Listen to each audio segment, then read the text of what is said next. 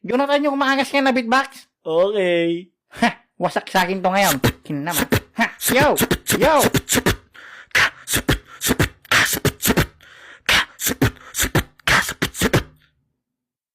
Parang kalaban naman daw. Bakit ganun yung beatbox mo? Ay, sorry, Gegi. Inaasar mo ata ako ah. Hindi, Gegi. Kampi tayo, pre. Oh, beatbox. Yo! Yo! Yo! Alam mo ba, Joaquin, naaawa ko sa'yo. Kung tunay na may pira ka, bigyan mo nga ako. Sabi mo kanina na hindi to tatapat. Tignan mo yang ilong mo, ang kapal pa ng balat. Ako ang love ni Aubrey Pre, ikaw ay tumabay. Alam mo ba kung bakit? Di ko alam eh. Breakdown 8. Ha? Pangalawang banat para kay Joaquin, Gegi. Malaki daw nose ko, sabi ng kulot na to. Inggit ka lang kasi mukha mo rough parang bato. At wag mo ngang inaasar ng aking ilong. Tignan mo ng maigi bro, asit ko yan chong. Sakin kayo makinig, I'm sure kayo'y busog. Tignan nyo yung buhok niya parang bahay ng manok. At bakit naman kita bibigyan ng money? Umuwi ka na lang kaya magsumbong kay mommy. Break it down. Wala na, panalo na to. Yo! Yo! Pag sinabi kong Joaquin, sabihin nyo pango. Joaquin, Pango. Joaquin, Pango. Pag sinabi kong Douglas, sabihin nyo pogi. Douglas. Okay. Tumahimik ka na lang pre kung ayaw mong masuntok. Hindi asit ang ilong mo parang prutas na bulok. At sabi mo buhok ko parang bahay ng manok. Okay lang kaysa sa'yo, takot ka sa lamok. Di ko pa pinapakita ang aking galing.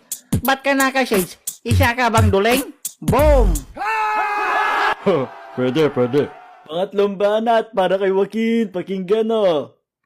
Sabi niya may diferensya daw ang aking eyes. Ano ka ba? Even here nagsabi ka ng lies. Ang baho ng kalaban ko, alam mong pabaya. Bro, simple advice lang, maligo ka kaya. Alam kong di mo gagawin dahil ka ay tamad. Hindi mo ko gayahin sa sabon nagbababad. Huwag ka nang umasa na ikay mapili. Sa sobrang wak mo di mo kayang magpatuli.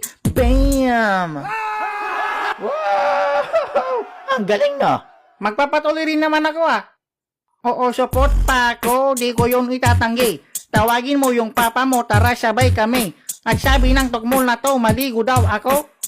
Ayoko nga, nagtitipid ako. Kung siya nagbababad sa isang sabon, gagawin ko yan kung meron gin at chicharon. Piliin mo ko, Aubrey, at hindi ka magsisisi. Mamahalin kita at malaki ang aking puso. Sabi na dapat sinundo ko na to dati pa. Inaasar pa ni kulot supot daw daddy ko. Ikaw since birth di ka love ng mommy mo. Hindi mo ko kaya bro, yan ang tandaan. Lumayo ka na sa'kin baka ikay matadyakan. Kasar ka bro. Tignan nyo yung itsura niya, pikon na siya ngayon. Namamaga ilong mo pre, para siyang balon. Ano, ikaw na ba'y napipikaon?